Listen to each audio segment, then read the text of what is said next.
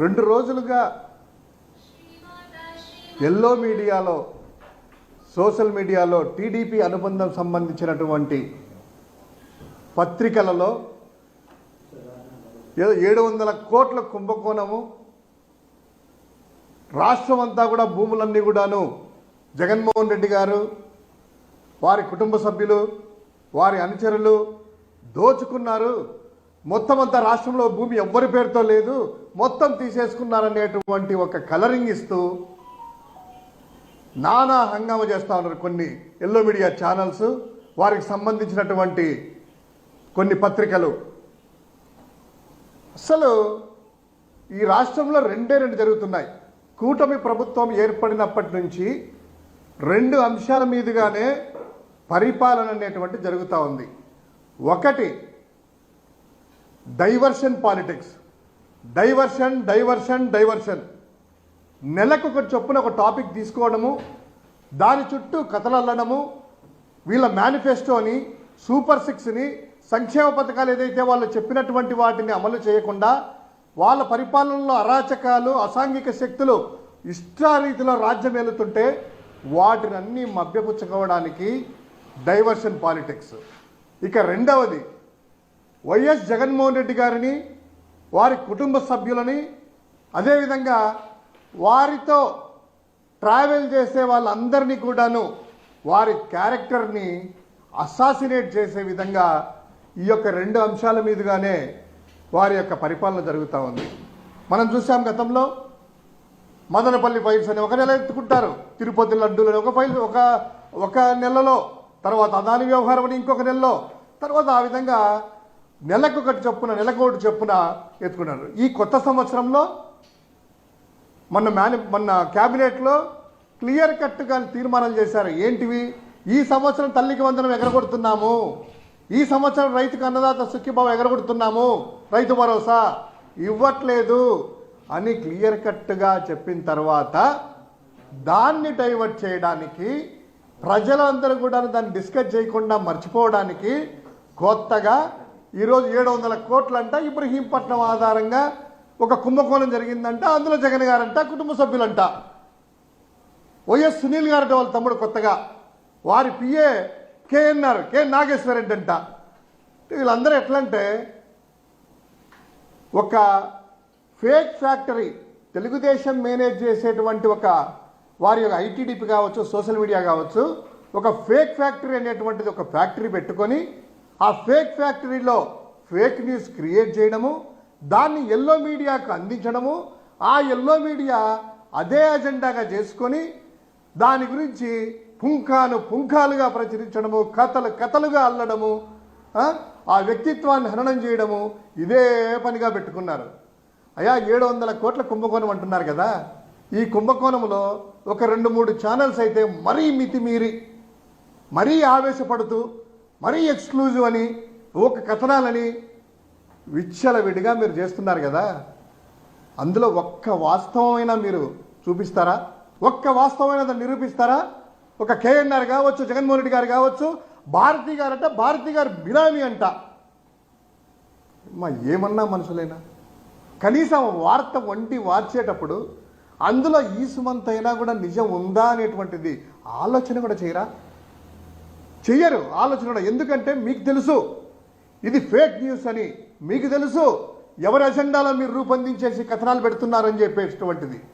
వాడు ఎవడో శ్రీకాంత్ అట, వాళ్ళు బెదిరించారట, ఎవడో సింగ్ అట, ఒక్కటన్నా ఉందయ్యా?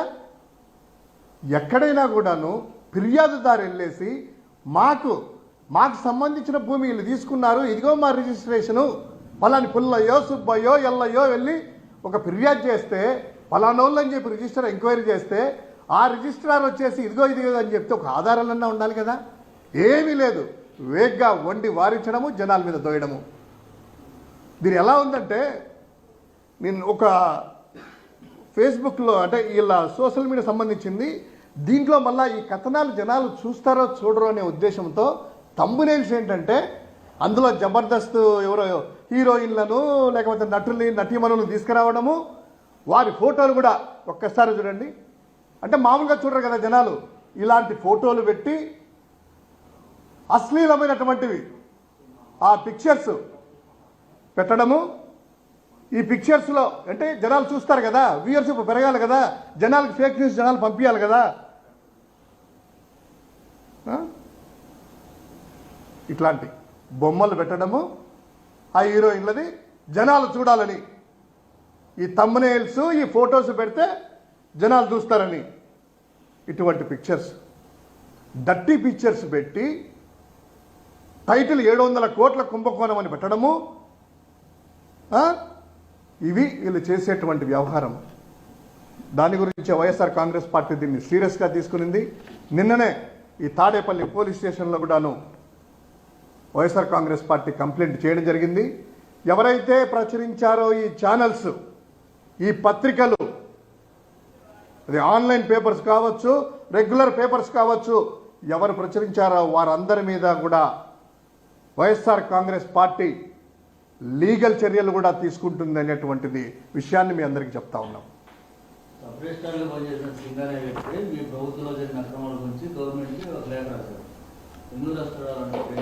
ఇప్పుడు సింగ్ అనేటువంటి వ్యక్తి వైఎస్ఆర్ కాంగ్రెస్ పార్టీ హయాంలో మేము అతన్ని పెట్టుకొని ఎన్ని చేస్తే అతని మీద ఏసీబీలు చేస్తుందా?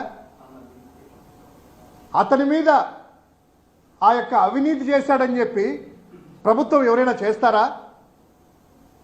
ఆ కథలు చూస్తే అర్థం కాలేదా? ఒక వ్యక్తి ఏదైనా పని చేయించుకునేటప్పుడు అతనికి చెప్పి చేసుకుంటారు, కానీ ఎవరైనా కూడాను అతని మీద ఏసీబీ దాడులు చేయించడం అంట, ₹1 కోటి అంట, 30 లక్షల రూపాయలు రాబట్టారంట. అదేందో మరి విచిత్రంగా 700 కోట్ల కుంభకోణం ఏంది? 700 కోట్లు తీసుకున్నప్పుడు 30 లక్షలు రాబట్టారంట. ఏమొచ్చిందా? లాజిక్ అని ఉండాలి కదా. ఈ లాజిక్ ఎట్లా మిస్ అవుతారు వీళ్ళందరూ కూడాను? 700 కోట్లు ఎక్కడ, 30 లక్షలు ఎక్కడ?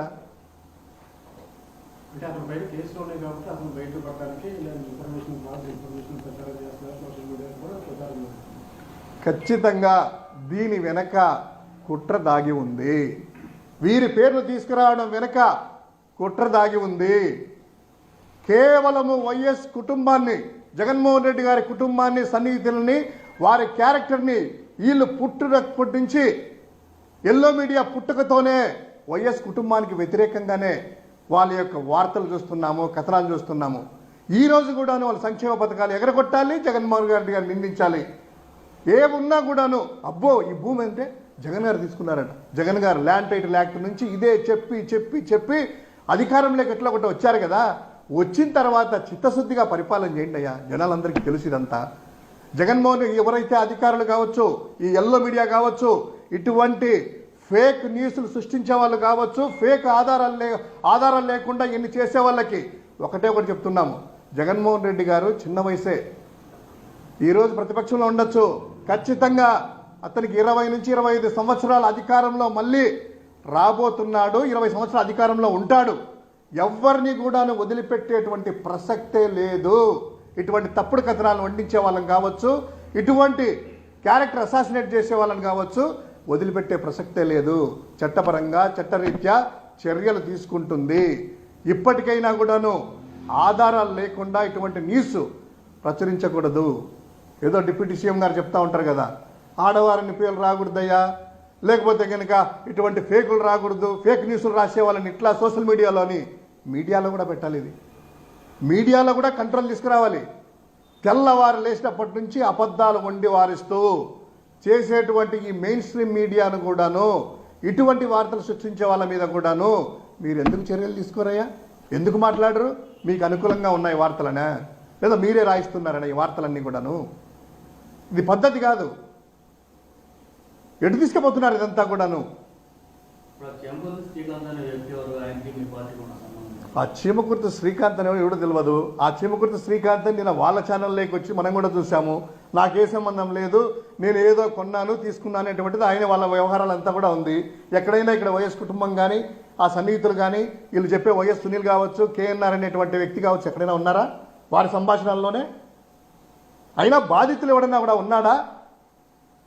బట్టగాల్చి మొహం మీద వేయడము, లేకపోతే కనుక ఎద్దు ఈనిందంటే ఘాటికి కట్టేయడము, ఇది జరుగుతూ ఉంది. ప్రజలంతా గమనిస్తూ ఉన్నారు. తప్పకుండా దీని మీద తగ్గ సమయంలో లీగల్గా కూడాను చర్యలు తీసుకుంటాం. Thank you.